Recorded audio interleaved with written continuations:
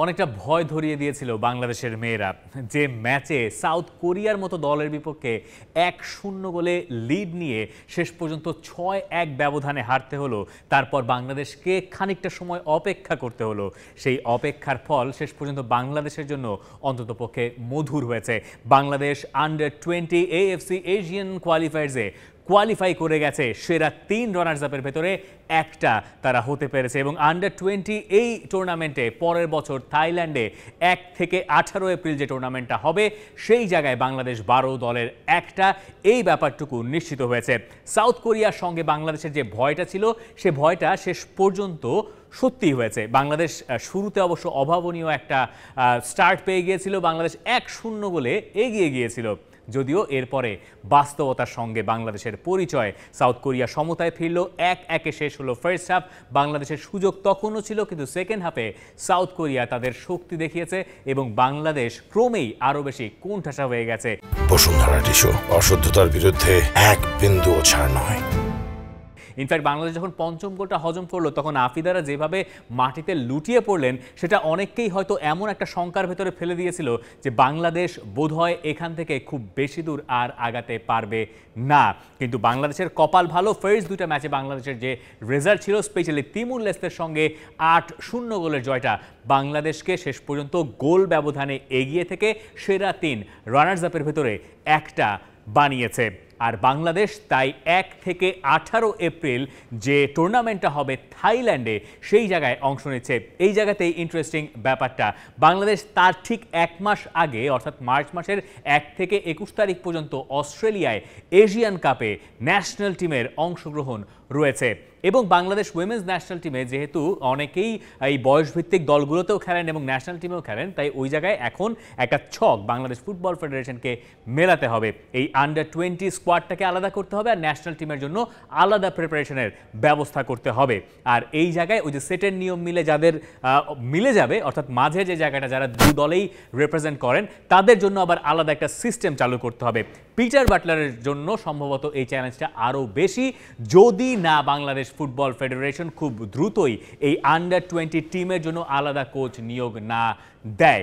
অনেক সময় আমরা দেখি যে জাতীয় দল সাধারণত যে সিস্টেমটা ফলো করে, বয়সভিত্তিক দলগুলো সেই সিস্টেম ফলো করে, কোচ আলাদা হলেও সম্ভবত পিটার বাটলারকে হেড কোচ রেখেই, পুরো সিস্টেমটার বস হিসেবে রেখেই এই আন্ডার-20 টিমের জন্য বাংলাদেশ ফুটবল ফেডারেশনকে নতুন করে কোনো একটা পদ্ধতি আবিষ্কার করতে হবে। যেহেতু 1 মাসেরও কম সময়ের ব্যবধানে দুটো বড় টুর্নামেন্টে বাংলাদেশকে খেলতে হবে।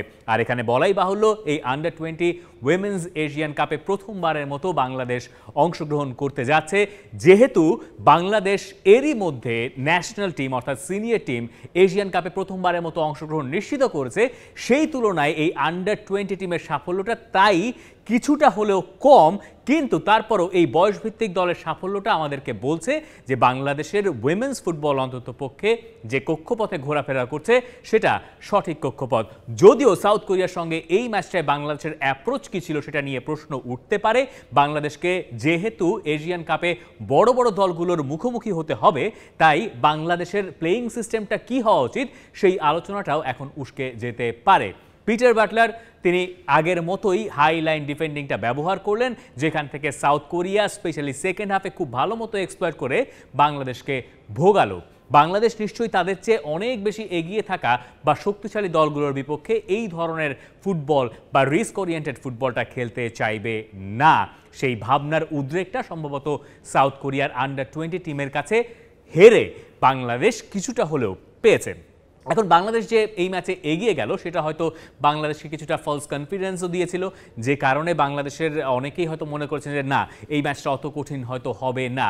ফার্স্ট হাফ এবং সেকেন্ড হাফের ভেতরে যে বিস্তর ফারাক আকাশ আর পাতালের, সেটা খুব ভালো মতোই নজরে পড়েছে। এখানে ফিটনেসের একটা ইস্যু থাকতে পারে, যেটা হওয়াটাই খুব স্বাভাবিক, এবং যেহেতু মার্চ মাসটাকে অর্থাৎ মিশন অস্ট্রেলিয়াকে বাংলাদেশ টার্গেট করেছে, তাই এই সময়ের ভেতরে নিজেদেরকে সাজিয়ে গুছিয়ে যে পরিকল্পনা মাফিক বাংলাদেশ বাংলাদেশ কাজ করতে চায়, যেটা সেপ্টেম্বরের 1 তারিখ থেকে কার্যকর হওয়ার কথা, সেই পরিকল্পনাতে বাংলাদেশের এগিয়ে যাওয়াটা খুব বেশি জরুরি।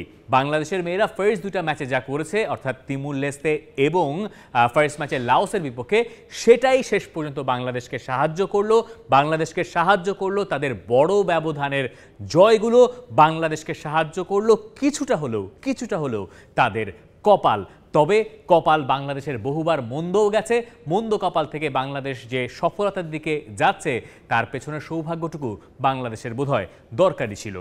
For more updates, subscribe to our YouTube channel and click on the bell icon. Follow us on Facebook and Instagram. Download T-Sports app to enjoy exciting games and highlights. Visit tsports.com.